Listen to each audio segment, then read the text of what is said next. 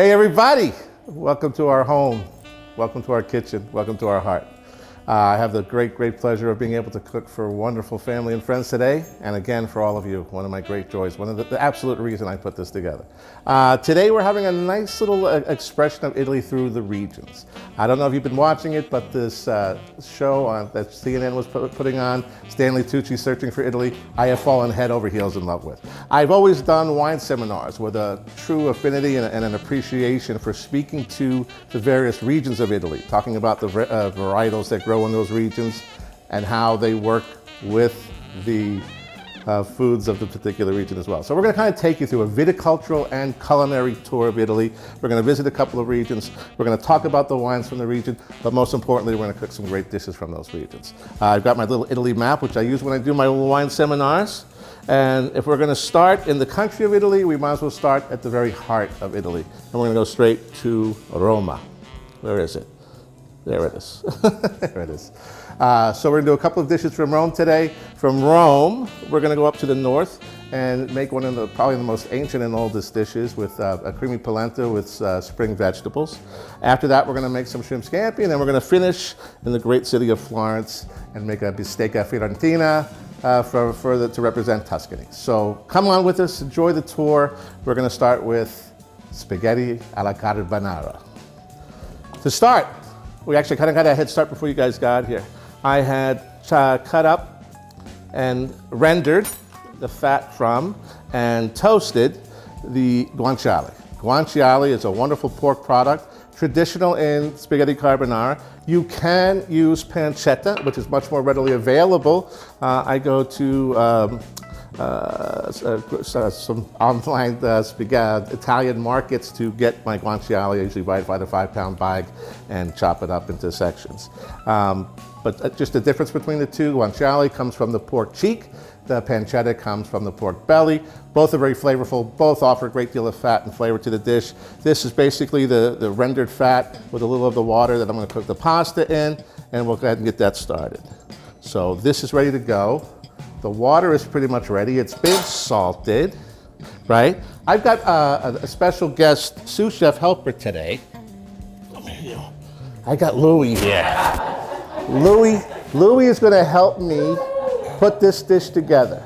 All right, this is a kitchen that cannot function without the help of a bully. And this guy who came to visit us today is going to help, right? All right, I'm going to give you the daddy.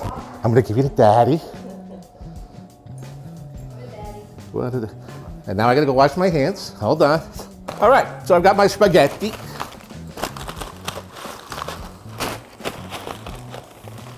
Oh my goodness. I'm not gonna cook the whole pound because we have just enough people here for probably about maybe a little more than half of that.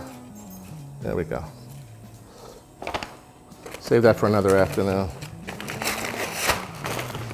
Oh, sorry.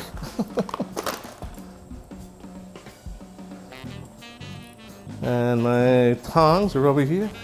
I usually have everything ready to go.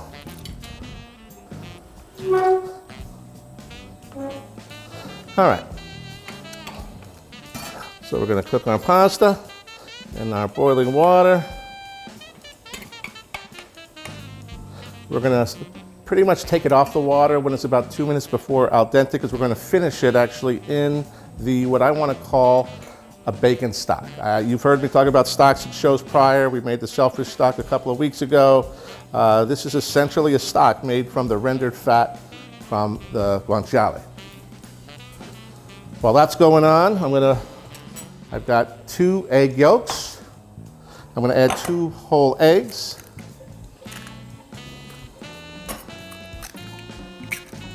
Oh, got a little shell in there. Don't want that. And thank God we could add it. All right, we're going to add about half of my grated fresh Pecorino Romano, which is the cheese of Rome. This is a sheep's milk cheese, a little sharper than Parmesan, but I'm going to temper it with just a little grated Parmesan as well. This is a personal choice. You can do all one, all of another. I like to mix it sort of like a 70-30 split between the two. Get my pasta going there, all right. Make sure it's cooking. And then I'll just add some fresh cracked black pepper. They love black pepper in Italy. Okay. And then we'll whisk that up. And this will be basically the sauce that's going to be kind of married with the rendered fat from the pancetta. And what I'll do right before I add this into the pan is I'll put a little of the pasta water in here to temper it and make it a nice creamy mixture.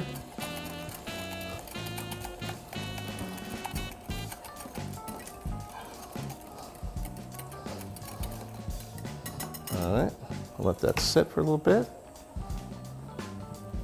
Do my towel. One of the reasons why I like to use a shallow pot with making spaghetti or any type of long noodle is you see this foam here. This is basically the starch that comes off the pasta. And this is a very usable element to add to any type of sauce. It lends a little something of binding sauces together.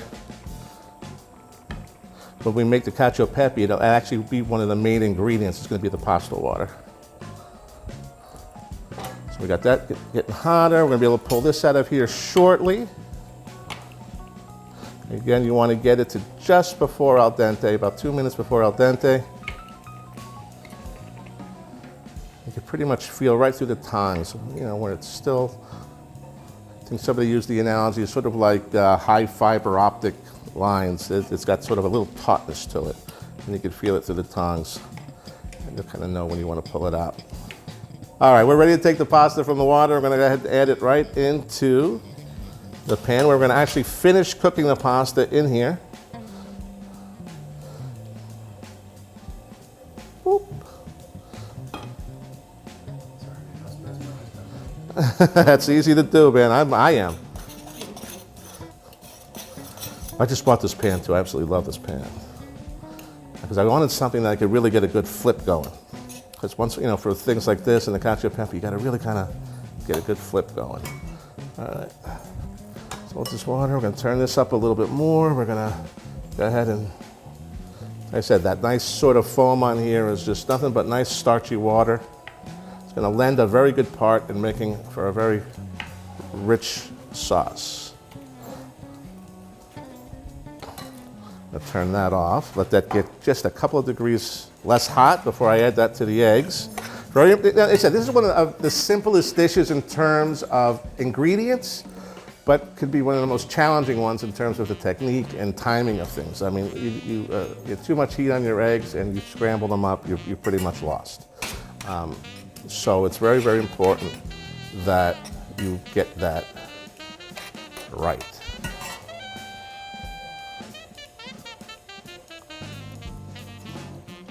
To the tooth, all right.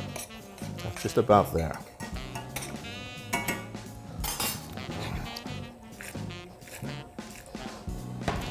Nice little flip going. I get a little slow motion actually when I get the eggs in there. So what I want to do now is I'm going to add just a little bit of the water to the eggs. Maybe a tablespoon or two. Stir that up.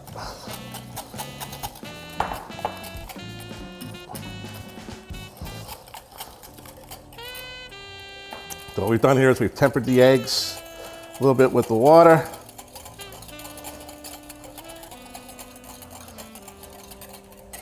And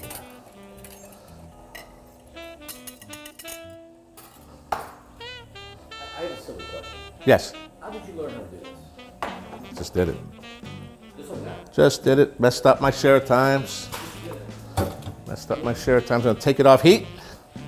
No, I mean, listen, I've been in a lot of restaurants, obviously. I've eaten a lot of food.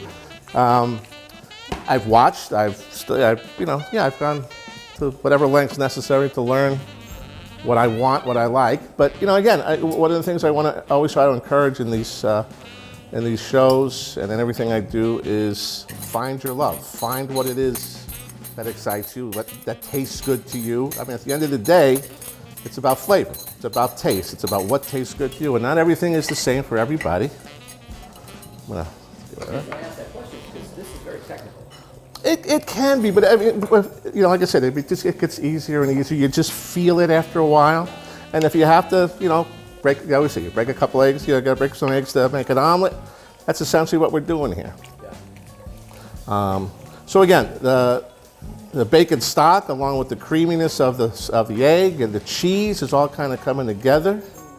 So you got a lot of flavor working. I'm going to go ahead and put this back on a low heat. I'm going to let that egg mixture cook just a little bit more.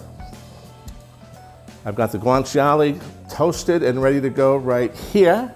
I've got more grated pecorino right there. So we're just going to, like I said, finish that off. George, I know you think they normally go right to left today, so make sure you go left to right.